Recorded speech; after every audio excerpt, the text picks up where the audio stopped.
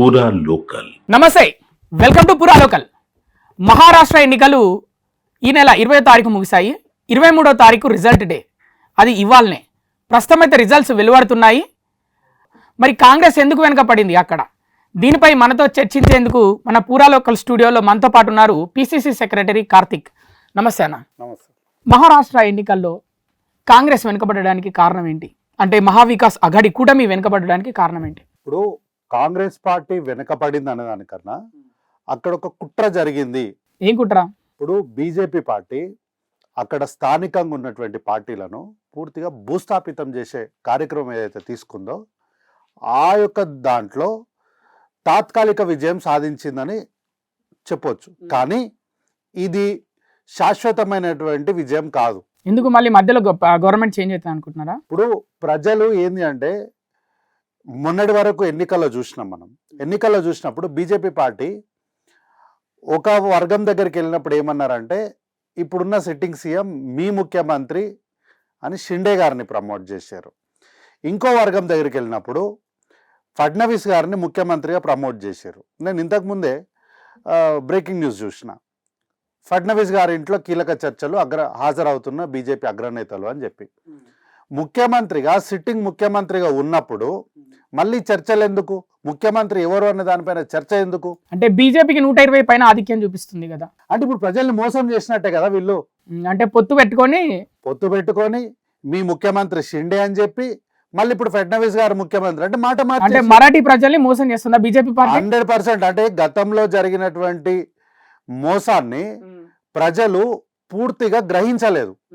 అంటే ఇప్పుడు శివసేన పార్టీ ఏర్పాటు జరిగిందే మరాఠా ప్రజల యొక్క ఆత్మగౌరవం వల్ల. ఆత్మగౌరవాన్ని నిలబెట్టుకోవడం కోసమే శివసేన పార్టీ ఏర్పాటు అనేది, ఆ పార్టీ నిర్మాణమే ఆత్మగౌరవం మీద జరిగింది. అట్లాంటి పార్టీని వీళ్ళు బీజేపీ పార్టీ అంటే ఈ పార్టీ ఏదైతే ఉందో మహారాష్ట్రలో మనం పాగా వేయాలంటే ఏం చేయాలి? తెలివిగా వాడుకున్నారా? చాలా అతి తెలివిగా వాడుకున్నారు. అతి తెలివిగా వాడుకున్నారు. వాడుకుంటే ఏంటంటే, మనం మహారాష్ట్రలో ఎట్టి పరిస్థితుల్లో పాగా వేయాలి. పాగా వేయాలంటే ఏం చేయాలి? ఇక్కడ ఉన్నటువంటి ఫస్ట్ స్ట్రాంగెస్ట్ పార్టీ ఏందని చూసినారు, శరద్ పవార్ గారిని చూసినారు. ఆ పార్టీని పూర్తిగా విడగొట్టి విచ్ఛిన్నం చేసి వాళ్ళ కుటుంబాన్ని మొత్తం విధ్వంసాల వైపు నడిపించారు. అట్లా కారణం బీజేపీ? దానికి 100% కారణం బీజేపీయే. దాని తర్వాత శివసేన పార్టీ అంటే ఈ కొంత అంటే ముందు వీళ్ళు ఏంటంటే వీళ్ళతో పాటు ఉన్నారు కదా అని కొంత వేచి చూసినారు. వేచి చూసినాక శివసేన పార్టీని విడగొట్టడం ఎట్లా అని ఒక పథకం రచించుకొని దాంట్లో నుంచి ఈ శివసేన పార్టీని రెండుగా నిటారుగా చీల్చేసి ఆ పార్టీలో ఉన్నటువంటి నంబర్ 2 స్థానంలో ఉన్నటువంటి వారిని నంబర్ 1 స్థానాన్ని నేను ఆశ చూపించి వారికి కొంత టెంపరీగా వారికి ముఖ్యమంత్రి పదవిని ఇచ్చినట్టు ఇచ్చి ఆ పీఠం పైన కూర్చోబెట్టి అధికారాన్ని మొత్తం వీళ్ళ చేతుల్లో పెట్టుకొని ఎన్నికలకు పోయిన నేపథ్యంలో, అంటే ముందు నుంచే ప్లాన్ వేసుకొని వచ్చి 2 సంవత్సరాల ముందు నుంచే వీళ్ళు అంటే ఈ ప్లాన్ మనం 2 సంవత్సరాలని ఈ రోజు మనమే అనాలిసిస్ చేసుకుంటున్నాం కాదు. కానీ డెప్త్కి వెళ్తే ఈ ప్లాన్ అనేది 2014 కన్నా ముందు నుంచే వీళ్ళు అంటే పెద్ద ఆయన ఠాక్రే గారు పెద్ద ఆయన బ్రతికున్నప్పుడే ఒక రకంగా అంటే మనం కొంత ఘాటుగా వెళ్ళాలి. అంటే ఈ పెద్ద ఆయన ఎప్పుడు తప్పుకుంటారా అని వీళ్ళు వేచి చూసే ధోరణిలో ఉన్నారు. టైం దొరికింది కొట్టిరిగా అంతే.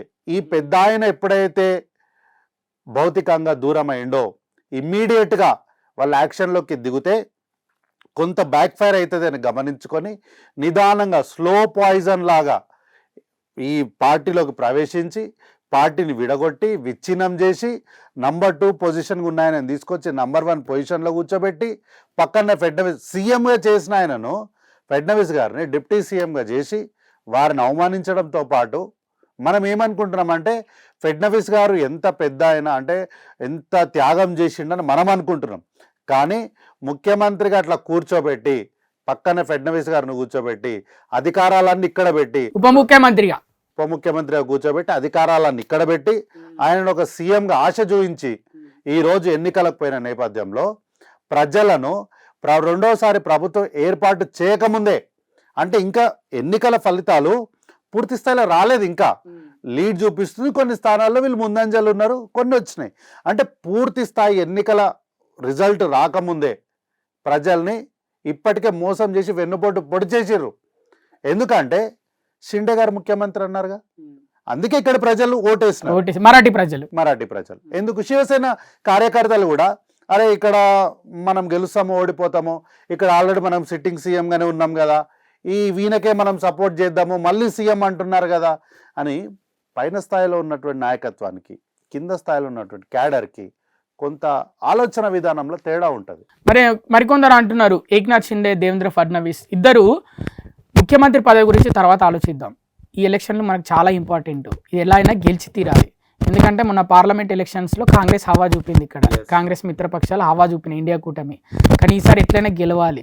సో గెలవాలంటే మనం ముఖ్యమంత్రి పదవి ఆశ చూపకుండా ప్రజల్లోకి వెళ్ళాలి అన్నట్టు వెళ్ళారంట కదా. ఇప్పుడు నేను ఏక్నాథ్ షిండే గారిని తప్పు అనో ఫడ్నవీస్ గారిని తప్పు అని నేను చెప్తలేను. బహుశా వాళ్ళ మధ్యలో మరి ఈ సందర్భం జరిగింది, ఈ సంభాషణ జరిగిందని ఎవరు చెప్పారో నాకు తెలియదు. మరి వీళ్ళు ఎవరు ఆ సంభాషణలో కూర్చున్నారో, మరి కూర్చున్న వాళ్ళు సలహా ఎందుకు ఇవ్వలేదో, ఇచ్చిన వాళ్ళు మరి ఇట్లాంటి ఉంటుందని ఒక అనాలిసిస్ ఎందుకు చెప్పలేదో నాకు తెలియదు. అయితే సరే ఇట్లాంటి చర్చ జరిగినప్పటికీ కూడా సరే వాళ్ళిద్దరు కష్టపడ్డారు, ఓకే, ఆయా పార్టీలు ఎన్నికలలో గెలుపు అనేది లక్ష్యం, ఆ గెలుపు దిశగా పనిచేసారు. కానీ అగ్రనాయకత్వము అక్కడి ప్రజలకు ఇచ్చిన వాగ్దానం ఏంది అన్నదే ఇక్కడ మన ప్రశ్న. ఆ ప్రజలకు ఇచ్చిన వాగ్దానం అంటే ఒకటి గుర్తొచ్చింది, ఇప్పుడున్న పథకాలు చాలు. ఎందుకంటే ఆర్థిక సంక్షేమం కొంచెం భారతదేశంలో ఆర్థిక సంక్షేమం ఉన్నమాట వాస్తవమే. అన్ని పథకాలు టైంకి ఏ పార్టీ ఇవ్వట్లేదు, ఎక్కడా చేరట్లేదు, వస్తున్నవి చాలు. మళ్ళీ కాంగ్రెస్ పార్టీ పెద్ద పథకాలతో వచ్చింది అని. అంటే నేను వాగ్దానాలు అంటే ప్రణాళిక అంటే కేవలం ఎన్నికల హామీలనే కాదు. ఎన్నికల హామీలు ఏంది అంటే మేము ఇది చేయగలము అని ప్రజలకు ఒక నమ్మకం కలిగించడానికే. కానీ ఇక్కడ ఎన్నికల హామీ కాదు, బీజేపీ పార్టీ ప్రజల మనోభావాలతోని వారి నమ్మకంతోని ఆడుకుంది, వాళ్ళ నమ్మకాన్ని మోసం చేసింది అంటున్నా. ఎందుకంటే ఒక వర్గం దగ్గరికి వెళ్ళినప్పుడు మీ ముఖ్యమంత్రి అంటే షిండే గారే మళ్ళీ మీకు ముఖ్యమంత్రి అవుతాడు అని ఒక సంకేతం ఇచ్చారు. అట్లా ఇచ్చే ఎలక్షన్లకి వెళ్ళారు, అట్లా ఇచ్చి అక్కడ ఎలక్షన్కి వెళ్ళారు. మళ్ళీ అక్కడ నుంచి పైకి వచ్చిన తర్వాత ఫడ్నవీస్ గారి వర్గం దగ్గరికి వచ్చి మీ ఫడ్నవీసే మళ్ళీ ముఖ్యమంత్రి, పూర్తి స్థాయిలో ముఖ్యమంత్రి మళ్ళీ కాబోతున్నాడు అని వీళ్ళకి ఆశ చెప్పారు. ఇట్లా రెండు వర్గాల ప్రజలకు ఆశ పెట్టి ఇప్పుడు సిట్టింగ్ సీఎంని కాదని మరొకరి నివాసంలో ముఖ్యమంత్రి కోసం చర్చలు చేస్తున్నారు. బీజేపీ అగ్రనాయకత్వం వచ్చి అక్కడ కూర్చుంది. ఇట్లాంటి పరిస్థితులలో ఐదర్ షిండే వర్గాన్ని కానీ లేదా ఫడ్నవీస్ గారి వర్గాన్ని కానీ ఏదో ఒక వర్గాన్ని బీజేపీ పార్టీ మోసం చేస్తుంది. వర్గాలు ఏవైనా వాళ్ళు మరాఠా ప్రజలు, ఆత్మగౌరవంతో బ్రతికే ప్రజలకు బీజేపీ పార్టీ వెన్నుపోటుతో వాళ్ళని మోసం చేసింది. రాహుల్ గాంధీ జోడో యాత్ర ఎక్కువగా మహారాష్ట్రలోనే జరిగింది. మరి ఏంటి రిజల్ట్ ఇట్లుంది? ఇప్పుడు మహారాష్ట్రలో జరిగినటువంటి భారత్ జోడో యాత్రలో భాగంగా ఎన్నికలలో అంటే ఎంపీ ఎన్నికలలో మహారాష్ట్ర ప్రజలు పూర్తిగా నరేంద్ర మోడీ గారి నాయకత్వాన్ని తిరస్కరించారు. పార్లమెంట్ ఎన్నికల్లో వాళ్ళు ఈ దేశానికి నరేంద్ర మోడీని ప్రధానమంత్రిగా మేము చూడదలుచుకోలేదు, మాకు నరేంద్ర మోడీ వద్దు. రాహుల్ గాంధీ గారు స్పష్టమైనటువంటి అవగాహనతోనున్నాడు. రాహుల్ గాంధీ గారు రాజకీయాల పట్ల, ఈ దేశ భవిష్యత్తు పట్ల పూర్తి స్థాయి అవగాహనతోనున్నాడు అని చెప్పి స్పష్టమైన మెజారిటీ ఇవ్వడం జరిగింది. అత్యధికమైనటువంటి ఎంపీలను ఇచ్చినటువంటి రాష్ట్రంగా మహారాష్ట్ర మరోసారి చరిత్రను సృష్టించింది. ఎందుకు అసెంబ్లీ ఎన్నికలు ఇట్లనే అదే చెప్తున్నా. ఇప్పుడు అసెంబ్లీకి వచ్చేసరికి ఏమైంది అంటే లోకల్ ఎన్నికలకు వచ్చేసరికి ఇప్పుడు ఏమంటున్నారు, కేంద్రంలో ఎవరిని చూడాలనుకున్నా రాష్ట్రంలో మాత్రం బీజేపీని చూడాలనుకున్నారని ఇప్పుడు ఈ వాదన ఇప్పుడు తీసుకొస్తున్నారు. కానీ పార్లమెంట్ ఎన్నికల్లో మనమే చూసినాం, పెద్ద పెద్ద హోర్డింగ్లు వేసిండ్రు, రాష్ట్రంలో ఎవరున్నా దేశంలో మోడీయే ఉండాలి అని చెప్పి మన తెలంగాణలో పెద్ద పెద్ద హోర్డింగ్లు వేసారు. అప్పుడేమో ఆ వాదన తెచ్చారు. అంటే ఏ పూటకు ఆ మాట, ఏ ఎండకు ఆ గొడుగు పట్టడం, అధికారం కోసం. అంటే వీళ్ళు సేఫ్ గార్డ్ చేసుకోవడానికి వీళ్ళంతా కూడా ఏంటంటే మాటలు నేర్చిన పుట్టలు వీళ్ళంతా. మరొక వైపు కాంగ్రెస్ పార్టీకి ఇక్కడ తెలంగాణలో రేవంత్ రెడ్డి ఉన్నాడు, ఒక మంచి మాస్ లీడర్. టీడీపీకి ఆయన చంద్రబాబు నాయుడు ఉన్నారు, జనసేనకి పవన్ కళ్యాణ్ ఉన్నారు. ఆ విధంగా మహారాష్ట్ర కాంగ్రెస్కి ఒక పవర్ఫుల్ లీడర్ మిస్ అయ్యాడు, అందుకే ఈ ఓటమి ఇలా వస్తుంది. అట్లా ఏం లేదు, పవర్ఫుల్ లీడర్ అని ఏం లేదు. ఇప్పుడు నానా పటోలే గారు ఉన్నారు, ఏదైనా టాలెస్ట్ లీడర్ అక్కడ పిసిసి అధ్యక్షులుగా, is doing very good job. ఇప్పుడు మహారాష్ట్రలో కాంగ్రెస్ పార్టీని అంటే అది అంత పెద్ద రాష్ట్రాన్ని ప్రతిపక్షంలో ఉన్నప్పుడు హోల్డ్ చేసి నడిపించాలి అంటే చాలా ధైర్యం ఉండాలి, చాలా ప్రణాళికలు ఉండాలి, చాలా చాతుర్యం ఉండాలి. సో నానా పటేల్ గారు ఈజ్ అన్ టాలెస్ట్ లీడర్ అక్కడ. కాకపోతే ఏంటి అంటే అంటే వారికి అంత పబ్లిసిటీ రాకపోవడం వల్ల అట్లాంటిది రాలేదేమో. కానీ నాకు తెలిసినంత అంటే భారత్ జోడోలో I was part of Bharat Jodo మహారాష్ట్రలో హింగోలి వరకు నేను అక్కడ పాదయాత్రలో నేను ఆ భారత్ జోడోలో నేను పార్ట్గా ఉన్నా. అక్కడ నేను చూసిన ఆయన అడ్మినిస్ట్రేషన్ కానీ ఆయన అక్కడ పాదయాత్ర ముందుకు తీసుకెళ్ళిన విధానం కానీ ఇట్ వాస్ క్వైట్ మంచి సాటిస్ఫాక్టరీ నోట్ అది. మరి మరొక వైపు ఎంఐఎం పార్టీని దూరం చేసి అంటే మీ పొత్తులో కలుపుకోలేదు, ఎంఐఎం పార్టీ ఎందుకు సపరేట్గా పోటీ చేసిందని అనుకుంటున్నారు? ఎంఐఎం బీజేపీ రెండు వేరుగా చూడొద్దు, రెండు ఒకటేనా? రెండు ఒకటే. ఎట్లా? తెలంగాణ రాష్ట్రంలో బీజేపీని బీఆర్ఎస్ ని ఎట్లా మనం విడదీసి చూడలేమో దేశ రాజకీయాల్లో ఎంఐఎంని బీజేపీని కూడా అట్లనే విడదీసి చూడలేము. ఎందుకంటే ఇద్దరు కూడా చెరో మతం ముసుకేసుకొని ఈ దేశాన్ని మోసం చేస్తున్నారు, ఈ దేశ ప్రజల్ని రెచ్చగొడుతున్నారు, ఒకరిపైకొకరు ఉసుగొలుపుకుంటూ వీళ్ళు మాత్రం ఏసీ గదుల్లో జరుగుతున్నటువంటి సంఘర్షణను సందర్భాలను టీవీలలో చూస్తూ ఛాయ్ తాగుతూ ఎంజాయ్ చేస్తున్నారు. సో వీళ్ళిద్దరు ఒకటే. కేవలం కాంగ్రెస్ పార్టీకి ఉన్నటువంటి ఓటు బ్యాంకును ఎట్లా చీల్చాలి అంటే అంతర్లీనంగా పనిచేస్తుందా ఎంఐఎం బీజేపీకి? అంతే కదా. మరి ఇప్పుడు కాంగ్రెస్ పార్టీకి ఎంఐఎం అవసరం లేదు, ఎంఐఎం పార్టీతో దోస్తీ లేదు, ఎంఐఎం పార్టీ అనే ఒక యావ కానీ ఆ వ్యామోహం కానీ కాంగ్రెస్ పార్టీకి లేదు. ఒక ఉదాహరణ చెప్తా. 2014 కన్నా ముందు ఒక సందర్భంలో ఈ ఎంఐఎం పార్టీకి సంబంధించిన నాయకుడు ఒక వ్యాఖ్య చేసిండు. ఈ దేశ సమగ్రత పైన, రక్షణ విభాగం పైన ఒక వ్యాఖ్య చేసిండు. 10 నిమిషాలు టైం ఇస్తే వ్యాఖ్య చేసినప్పుడు కాంగ్రెస్ పార్టీ మూరుకోలేదండి, సక్కా తీసుకొచ్చి జైల్లో కూర్చోబెట్టింది. ఈరోజు మీరు చేస్తారా పని? ఎందుకు చేయలేకపోతున్నారు? ఇంత ఇంత ఇంత అధికారం ఉంది కదా మీ దగ్గర, 3వసారి మీరు ప్రధానమంత్రి అయ్యారు కదా, మీకు ఛాతి చాలా వెడల్పు ఉంది కదా, ఇంత వీరుడు శూరుడు అయినటువంటి మీరు, మీ ప్రభుత్వము ఎందుకు ఎంఐఎం పార్టీ నాయకుల నేతల ఇంటి మీదకి ఈడీని పంపించట్లే? ఎందుకు ఐటీని పంపించట్లే? ఎందుకు సిబిఐని పంపించట్లే? ఎందుకు సిబిసిఐడిని పంపించట్లే? అంటే నేనేమంటున్నా అంటే వ్యవస్థల్ని, ప్రతి వ్యవస్థని కూడా కూనీ చేస్తున్నటువంటి బీజేపీ పార్టీ ప్రతిసారి కూడా ఎంఐఎం పార్టీకి కష్టం వచ్చిన ప్రతిసారి లోపాయికారి ఒప్పందంగా వారికి పనిచేస్తుంది. సంగారెడ్డిలో ఎంఐఎం నాయకుడిని అరెస్ట్ చేసిన పార్టీ కాంగ్రెస్ పార్టీ కాదా? జైల్లో పెట్టిన పార్టీ కాంగ్రెస్ పార్టీ కాదా? ఎవరండి వాళ్ళకి బెయిల్ తీసుకొచ్చిన నాయకుడు? ఎక్కడున్నారు ఈరోజు ఆ నాయకుడు? బీజేపీలో ఉన్నాడా? ఏ పార్టీ నుంచి ఎంపీ అయ్యండి ఈరోజు? ఆయన రగనే కదా ఆయన. ఇప్పుడు ఎంఐఎం పార్టీకి ఓవైసీ గారికి అఫీషియల్ వకీల్ సాబ్ ఈయననే కదా. ఇదేమనంటే నా వృత్తి ధర్మం. నీ వృత్తి ధర్మం ఏంది, మళ్ళీ సిద్ధాంతం ఏంది, రాజకీయం ఏంది? ఇన్ని షేడ్స్ ఉంటాయి ఆ మనిషి లోపల. ఒకటే ఉండాలి కదా. నువ్వు నమ్మిన సిద్ధాంతం అట్లనే ఉండాలి. అది రాజకీయమైనా, నీ ప్రొఫెషన్ అయినా, ఫ్యామిలీ అయినా, ఏదైనా సరే నువ్వు ఒకేలాగా ఉండాలి. ఇప్పుడు అసలు మ్యాటర్కి వద్దాం. రేవంత్ రెడ్డి 3 సార్లు ప్రచారం చేశాడు మహారాష్ట్రకి వెళ్ళి. ఇక్కడి పథకాలు మేము పూర్తిగా అందిస్తున్నాం ప్రజలకి, అందరూ హ్యాపీగా ఉన్నారు, కావాలంటే మీరు తెలుసుకోండి అని అటు బార్డర్ వాళ్ళతో కూడా వాళ్ళకి చెప్పించాడు మహారాష్ట్ర ప్రజలకి. మరి ఎందుకు మరి ఆ ఓటమి ప్రభావం రేవంత్ రెడ్డి పైన ఏమైనా పడే అవకాశం ఉందా? రేవంత్ రెడ్డి గారి పైన ఓటమి ప్రభావం ఏముండదండి. అంటే మహారాష్ట్ర ఓటమి ప్రభావం రేవంత్ రెడ్డి పైన పడే అవకాశం ఉందా? ఏముండదు. ముఖ్యంగా ముఖ్యమంత్రి రేవంత్ రెడ్డి గారు మహారాష్ట్రకు వెళ్ళడానికి కారణం ఏంది అంటే నరేంద్ర మోడీ గారు ఒకరోజు ఒక ట్వీట్ చేసిండు. నేను చెప్తాను మీకు ఆ ట్వీట్ ఏముందో కూడా నేను చెప్తాను. నరేంద్ర మోడీ గారు ఒకరోజు ఒక ట్వీట్ చేసిండు. ఆయన ఏంటంటే ఆయన ఈ రాష్ట్రానికి సంబంధించినటువంటి పాలనలో ఆయన పని ఆయన చేసుకుంటున్నాడు. రేవంత్ రెడ్డి గారు ఆయన పని ఆయన చేసుకుంటున్నప్పుడు అనవసరంగా ఈయన నరేంద్ర మోడీ గారు ఏం చేసినారంటే ఒక ట్వీట్ పెట్టిండు. ఏమని? తెలంగాణ రాష్ట్రంలో పూర్తి స్థాయిలో కాంగ్రెస్ పార్టీ ఒక వాగ్దానాలు ఇచ్చి ఆ వాగ్దానాల్ని నెరవేర్చట్లేదు అని చెప్పి ఒక ట్వీట్ పెట్టిండు.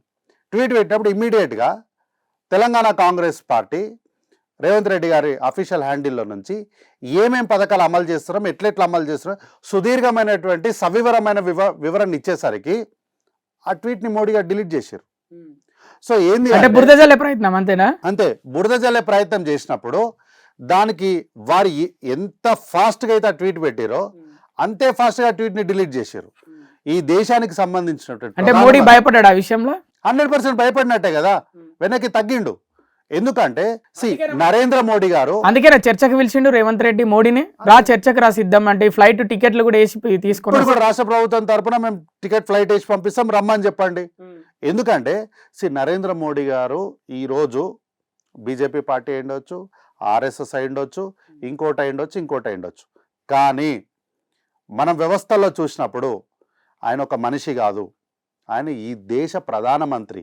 ఆయన బీజేపీ పార్టీని రిప్రజెంట్ చేస్తలేడు, ఈ దేశ గౌరవాన్ని, ఈ దేశ సర్వోన్నతాన్ని, ఈ దేశ సౌరభాగ్యాన్ని ఆయన రిప్రజెంట్ చేస్తున్నాడు. అట్లాంటప్పుడు అంత ఉన్నతమైనటువంటి స్థానంలో ఉన్నటువంటి వ్యక్తి ఆయన చేసిన వ్యాఖ్యలను డిలీట్ చేయడం అంటే, వెనక్కి వెళ్ళడం అంటే అది ఈ దేశ ప్రతిష్టకు కూడా భంగం కలిగినట్టు. ఎందుకంటే ఆ స్థాయిలో ఉన్నటువంటి వ్యక్తులు అబద్ధాలు మాట్లాడొద్దు అట్లా.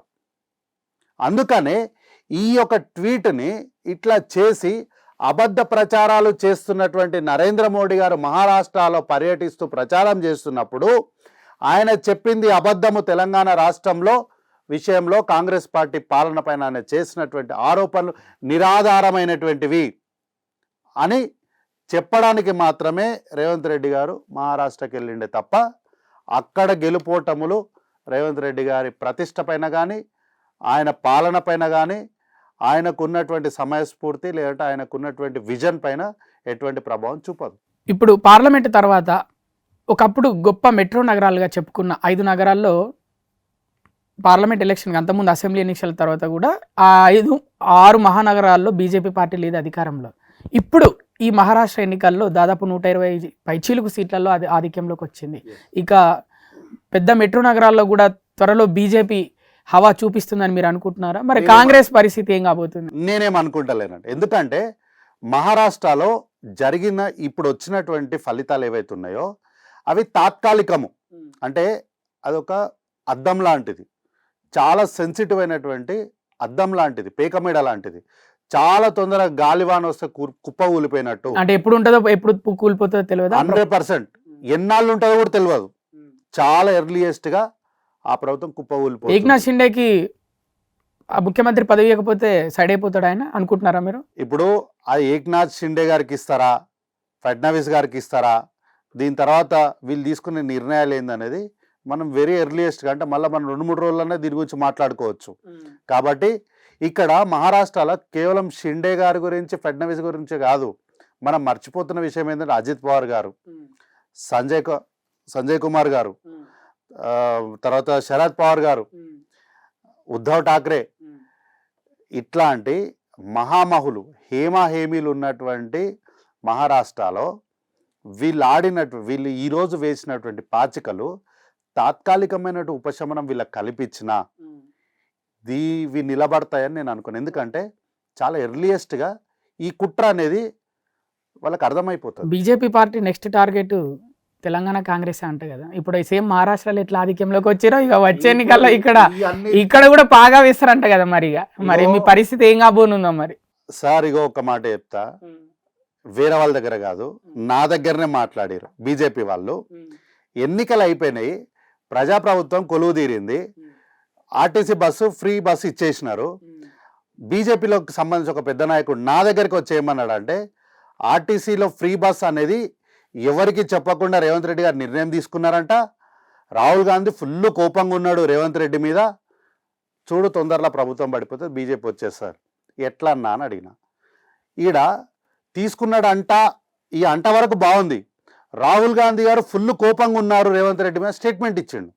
అంటే ఈయన ఏదో రాత్రి వచ్చి రాహుల్ గాంధీ గారు వచ్చి నాకు చెప్పిపోయినట్లు, వీళ్ళిద్దరు కూర్చొని మాట్లాడుకున్నట్టు అట్లా ఏమి ఉండదు అన్నది. ఈలోపు పార్లమెంట్ ఎన్నికలు వచ్చినాయి.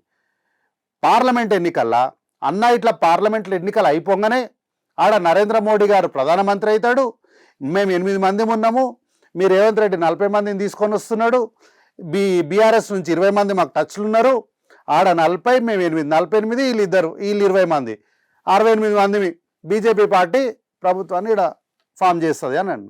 ముఖ్యమంత్రి ఎవరు అని అడిగిన. రేవంత్ రెడ్డి అని అన్నాడు. ఈడైనా ముఖ్యమంత్రి, ఆడైనా ముఖ్యమంత్రి, ఎందుకు వస్తాడు అని అడిగిన. లేదన్నా వచ్చేస్తాడు, ఒకవేళ రేవంత్ రెడ్డి గారు ఎదురు తిరిగితే పొంగులేటి శ్రీనివాసరెడ్డి వచ్చేస్తాడు, ఆయన సీఎం అయిపోతాడు. ఏం రాజకీయాలు అంటే ఏం ఆషామాషిగా ఉందా?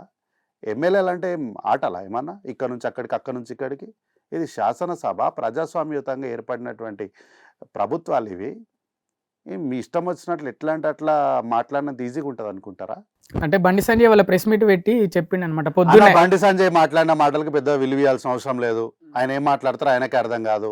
ఆయన మొత్తం ప్రెస్ మీట్లో మాట్లాడిన తర్వాత బయటకు వచ్చినాక అన్న మీరు ఏం మాట్లాడారు చెప్పంటే ఆయనకే గుర్తుండదు. పోనీ ఆయన మాట్లాడింది ఆయనకి వినిపించినా కూడా ఏమన్నా నేను అని మళ్ళీ రిటర్న్ మనల్ని అడుగుతాడు. కాబట్టి ఆయన అంతా యాక్సిడెంటల్గా, యాక్చువల్గా ఆయన ఒక కార్పొరేటర్ గారు, ఓకే, ఆయన యాక్సిడెంటల్గా ఓసారి ఎంపీ అయ్యిండు, రెండోసారి కొన్ని పొరపాట్ల వల్ల మళ్ళోసారి ఎంపీ అయ్యిండు, ఇక తప్పనిసరి పరిస్థితులల్లో మంత్రి అయ్యిండు. అదృష్టంతో అయిందా అంతేనా, కష్టపడి కాదా? అదృష్టం కాదు, అది అంతా యాక్సిడెంటలే. సరే, ఆయన ఉన్నతమైన స్థానానికి పోయినందుకు సగటు రాజకీయ నాయకుడిగా, రాజకీయాలు ఉన్న వ్యక్తిగా నేను సంతోషపడినా. ఇన్క్యాపబుల్ పర్సన్, ఆయనకు అన్ని అవకాశాలు అట్లా యాక్సిడెంటల్గా వచ్చినాయి అంతే. ధీటైన వాడు లేక ఆయనకు వచ్చినాయి అంతే. గౌతమ్ అదాని కేసు గురించి మీరు వినే ఉంటారు. 2200 కోట్లు లంచం ఇచ్చాడు మొత్తం 5 రాష్ట్రాలకు కలిపి. ఒక్క ఆంధ్రప్రదేశ్ రాష్ట్రానికి 1050 కోట్లు. మరి మీ కాంగ్రెస్ ఒక ప్రతిపక్ష పార్టీగా ఉండి గత 2 రోజులుగా చూస్తున్నాము, అంటే గౌతమ్ అదాని కూడా ఇక్కడ పెట్టుబడులు పెడుతున్నాడు తెలంగాణ రాష్ట్రంలో, మూసీ పైన, మిగతా ఇండస్ట్రీలు, స్కిల్ యూనివర్సిటీ అలాంటి వాటి మీద. మరి కావాలనే మీ కాంగ్రెస్ పార్టీ సైలెంట్గా ఉంది, గౌతమ్ అదాని గురించి ఏం ప్రశ్నించట్లేదు ఎన్డీఏ గవర్నమెంట్ని, ఎందుకు అంటే కుమ్మక్కై రా అని వేరే విపక్షాలు అడుగుతున్నాయి. మరి గౌతమ్ అదాని వీళ్ళు ఆ రాష్ట్ర ఎన్నికలకు ఫండింగ్ చేసిర్రు, ఇక్కడ మాకేం ఫండింగ్ చేస్తలేరు. బాజాప్తా వాళ్ళు వచ్చి ఇక్కడ పెట్టుబడులు పెడుతున్నారు. లాభం వస్తే వాళ్ళకి పైసలు వస్తాయి, నష్టం వస్తే వాళ్ళకి పైసలు పోతాయి. కాబట్టి ఆదానికి నష్టం వచ్చే వ్యాపారం అయితే ఆయన చేయడు. నష్టం వచ్చే వ్యవహారాలు అట్లాంటి కార్యక్రమాలు కూడా రాష్ట్ర ప్రభుత్వం చేయదు. ఇక్కడ నేరుగా మేము ఆయన దగ్గరికి వెళ్ళి పెట్టుబడులు పెట్టించినాం. పెట్టుబడి పెట్టడం వల్ల పరిశ్రమలు వస్తాయి, ఉద్యోగాలు వస్తాయి, ఇక్కడ రాష్ట్రం అభివృద్ధి పదంలోకి ముందుకెళ్తుంది. కాబట్టి పెట్టుబడులు వేరు, ఫండింగ్ వేరు. ఈ ఫండింగ్ అనేది లెక్కల్లోకి రాని డబ్బులు. ఈ ఫండింగ్ అనేటిది ఒక పార్టీకి చేసినటువంటి వ్యవహారము. ఇది ప్రభుత్వం. ఆదాని ఇక్కడ పెట్టిన ప్రతి రూపాయి కూడా కాంగ్రెస్ పార్టీ కోసం పెట్టలేదు, కాంగ్రెస్ పార్టీ జేబుల్లోకి రావట్లేదు. ఎవరి కోసం? ప్రజల కోసం పెట్టిందా ప్రభుత్వం. ఇది తెలంగాణ రాష్ట్ర ప్రభుత్వము. రేవంత్ రెడ్డి గారికో, బట్టి విక్రమార్క గారికో, ఇంకోరికో వచ్చిన పైసలు కావు ఇవి. ఏ ఇంటికి వచ్చిన పైసలు కావు. ఇది రాష్ట్ర ప్రభుత్వ ఖజానాలోకి వచ్చే పైసలు ఇవి. ఇది పెట్టుబడి ద్వారా అంటే మరి వాళ్ళకు డైరెక్ట్గా వెళ్ళిపోయినాయి ఆ డబ్బులు.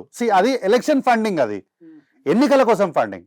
ఇప్పుడు మీరే అన్నారు తెలుగుదేశం పార్టీ, ఆ పార్టీ, ఈ పార్టీ, ఆ రాష్ట్రం అని.